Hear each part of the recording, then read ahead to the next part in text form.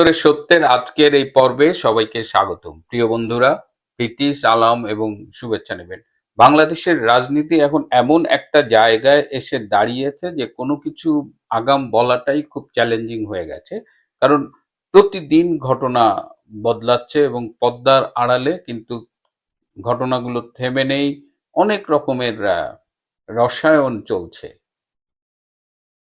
এই মুহূর্তে বাংলাদেশের রাজনীতির অন্যতম আলোচ্য বিষয় হলো ১৭ বছরের দীর্ঘ নির্বাসন শেষে ইংল্যান্ড থেকে তারেক রহমান পরশুদিন ২৫শে ডিসেম্বর বাংলাদেশে ফিরবেন এবং এই উপলক্ষে জাতীয়তাবাদী দলের ব্যাপক প্রস্তুতি চলছে। সারা দেশ থেকে লোক এনে পূর্বাঞ্চলের ৩০০ ফিটে তারেক রহমানকে রিসিভ করা হবে।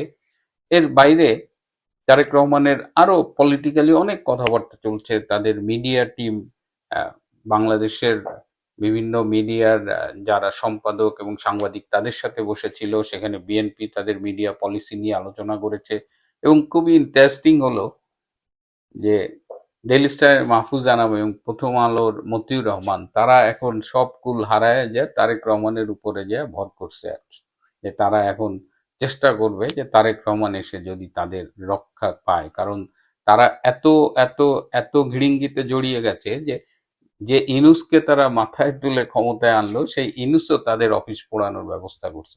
যাই হোক, এর ফাঁকে আপনারা নিশ্চয়ই শুনেছেন যে জামাতে ইসলামের আমির ডক্টর শফিকুর রহমান তিনি সম্প্রতি ইংল্যান্ডে গিয়েছিলেন তারেক রহমানের সাথে একান্ত বৈঠক করতে এবং তাদের মধ্যে বৈঠক হয়েছে এবং if I am not mistaken তাদের মধ্যে আজ বা কালের মধ্যে একবার ফোন আলাপ হওয়ার কথা। কি আলাপ হয়েছে তারেক রহমানের সাথে ডক্টর শফিকের সেটি নিয়েও অনেক রকমের গুঞ্জন শোনা গেছে। আমি যতদূর জেনেছি আমাকে সূত্র নিশ্চিত করেছে যে তারেক রহমানের সাথে ডক্টর শফিকের বৈঠকটা বলা যায় এক ধরনের ব্যর্থই হয়েছে। কারণ প্রথমত জামাতের একটা প্রপোজাল ছিল যে বিএনপি, জামাত, এনসিপি সবাই মিলে একটা জাতীয় সরকার করবে এবং এই জাতীয় সরকারে তারা শখানেক আসন নেবে ইসলামী দল সহ। কিন্তু তারেক রহমান শেষ মুহূর্তে এই জাতীয় সরকারের প্রপোজালটা অ্যাকসেপ্ট করেন। তারেক রহমানের ভাষ্য হলো যে সবাই মিলে যদি সরকার গঠন করি তাহলে বিরোধী দল কে থাকবে, গণতন্ত্রের বিরোধী দলের উপস্থিতি একটা মানে একটা খুব জরুরি বিষয়। আর সুতরাং এটি হয়নি। আরেকটি বিষয় হলো যে ডাক্তার শফিক বলেছেন যে নির্বাচনটা ১২ই ফেব্রুয়ারি পরিবর্তে একটু পেছানো যায় কিনা।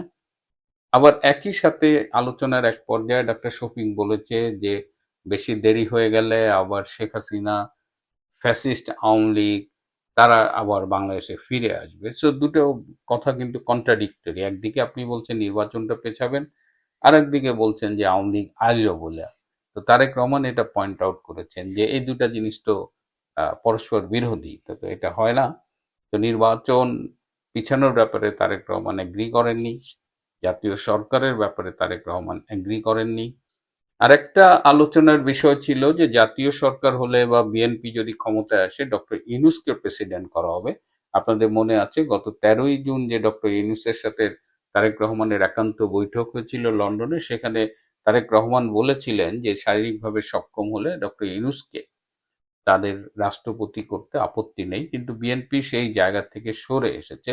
যদিও জামাত ডক্টর ইউনূসকে প্রেসিডেন্ট করতে তাদের কোনো আপত্তি নেই, কিন্তু বিএনপি এখন মনে করছে যে তাদের দলের মধ্যেই অনেক যোগ্য প্রার্থী আছেন যাদের মধ্য থেকে একজনকে রাষ্ট্রপতি করবেন। ডক্টর ইউনূসকে রাষ্ট্রপতি করবার কোনো মানে হয় না। এখন আরেকটা বিষয় হচ্ছে যে এতদিন প্রায় ১৬ মাস পার হয়ে গেল তারেক রহমান কেন ফেরেননি।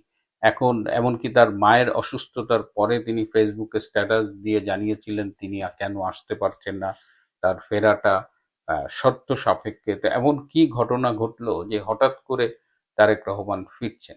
তারেক রহমান ফিরছেন এটা দলের জন্য অবশ্যই ভালো, কিন্তু তিনি কতটা ঝুঁকি নিয়ে ফিরছেন সেটা সময়ই বলে দেবে।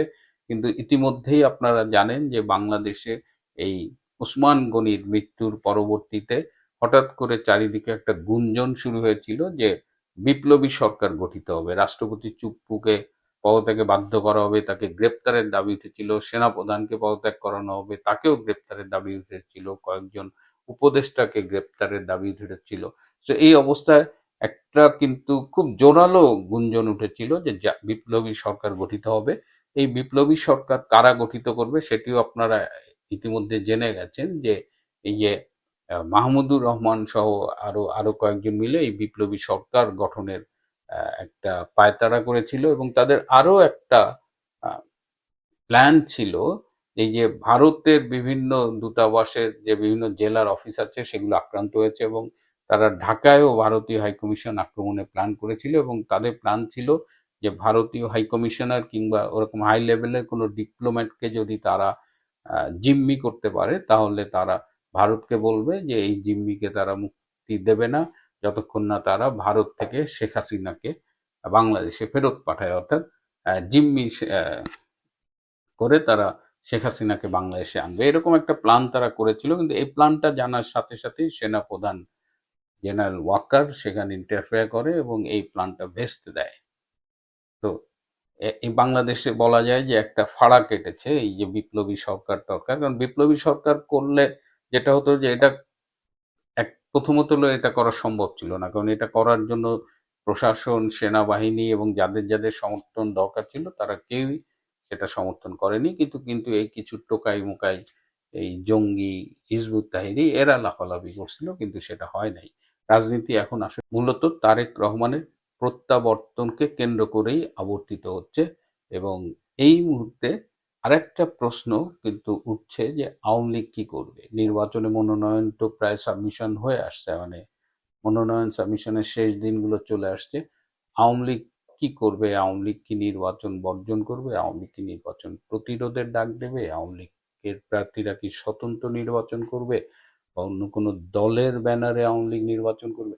এই আলোচনাগুলো কিন্তু হচ্ছে এবং আরো বেশ কিছু আলোচনা নিয়ে আমি আপনাদের সামনে আগামীতে কথা বলবো। আওয়ামী লীগের অংশটা বিশেষ করে আপনারা অনেকেই জানতে চান যে আওয়ামী লীগ কি করছে। আমি আওয়ামী লীগের পলিসি মেকারদের সাথে নিয়মিত যোগাযোগ রাখি, সেটি নিয়ে সময় মতো আপনাদের সাথে কথা বলবো। শুধু এটুকু বলবো যে রাজনীতিতে আমরা এখন তারেক রহমানের কথা শুনছি, বিএনপির কথা শুনছি, জামাতের কথা শুনছি, আওয়ামী লীগের কথা হয়তো অতটা শুনছি না, কিন্তু হতাশ হবেন না। সেই হিন্দিতে যে বলে যে পিকচার আভি বাকি হয় নাকি, আমি আবার হিন্দি খুব ভালো জানি না। তো ঘটনা এখনো অনেক কিছু বাকি। 12ই ফেব্রুয়ারি নির্বাচন হবে কিনা এটি এখনো প্রশ্নবিদ্ধ। প্রিয় বন্ধুরা, আজ এ পর্যন্তই। ভালো থাকবেন, সুস্থ থাকবেন, তার চেয়েও জরুরি হলো নিরাপদে থাকবেন। সবাইকে অনেক ধন্যবাদ।